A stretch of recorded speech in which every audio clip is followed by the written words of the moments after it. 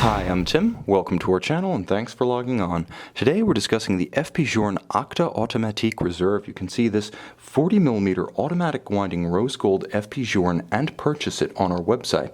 Subscribe to our YouTube channel if you enjoy these videos, and please click on the card in the upper right hand corner of the screen at any time during this video to see our full listing for this watch with accessories included in the sale, high resolution images for your desktop, and of course complete pricing details for this FP Journe Octa.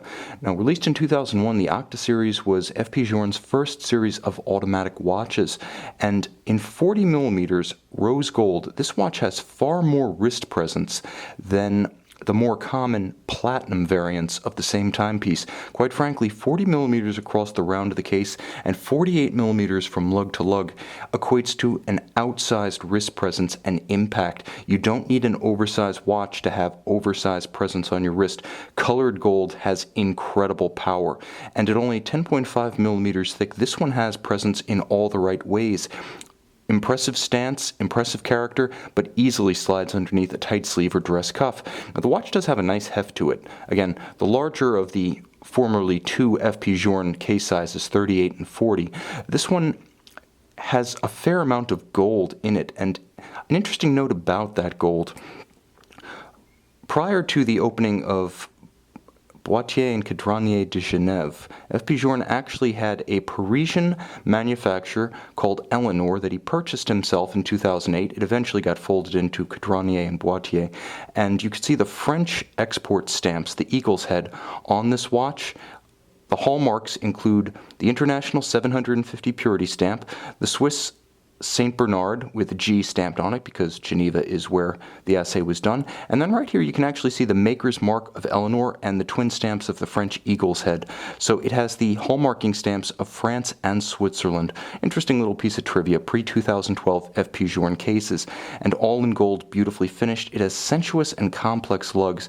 They have tumble homes, so they slope off to the side, and then they have a beautiful arc that actually blends seamlessly into the step between the domed style bezel and the flank of the case, so it creates a strong belt line across the case, a strong horizontal character line that seems to suspend the watch over the wrist rather than simply sit. Now, the dial is all FP Journe, featuring a number of traditional and more avant-garde elements. Traditional in the sense that the combination of blued hands, silver base, the use of guilloche, a railroad track outboard, a sunken sub-seconds with its own inset railroad track. Very traditional, but here's where it becomes a little bit less traditional. FP Journe started his career as a pocket watch restoration specialist in his native France, and so the watch does bear some of the hallmarks of pocket watch manufacture, including the scattered complications across the dial, as pocket watch complications often were simply placed above the running gear that operated them. So you can see the off-center seconds, power reserve, and the double-digit date. Now, the watch features the interesting biomorphic Journe-style hands, so while the blue on silver may not be unique, the shape of the hands is very individual to the Journe manufacturer.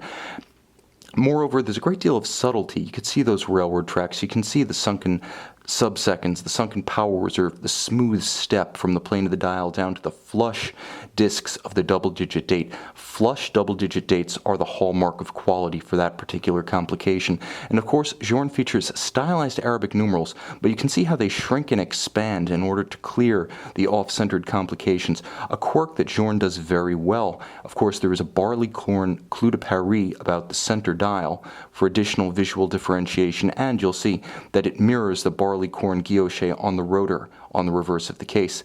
Now, one of the nice features of this watch is that it does incorporate a quick set function for the date, and I'm going to just make sure we're out of the danger zone before I activate it, but the quick set function for the double-digit date is actuated in the second crown position,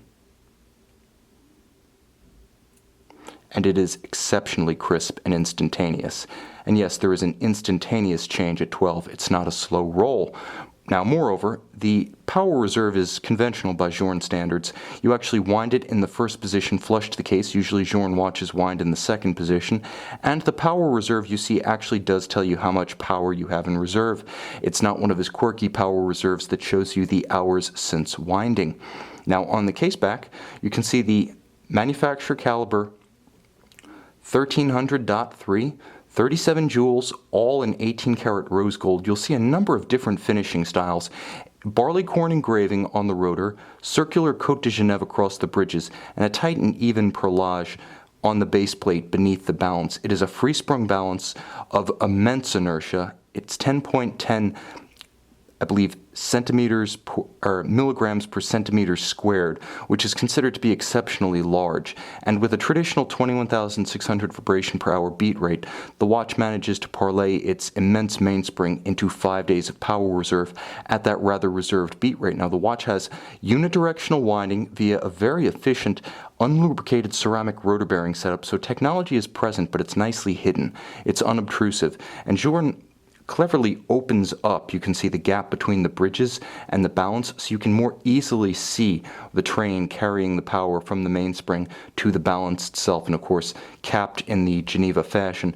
It's a unique standard of finish. It's not Baroque, it's handsome, but when you look at it closely, it does bear the original marks of the watch, or I should say the finisseur's file on all of the edges. They're not that blinding rounded polish that you see at the likes of Roger Dubuis or Vacheron or Patek.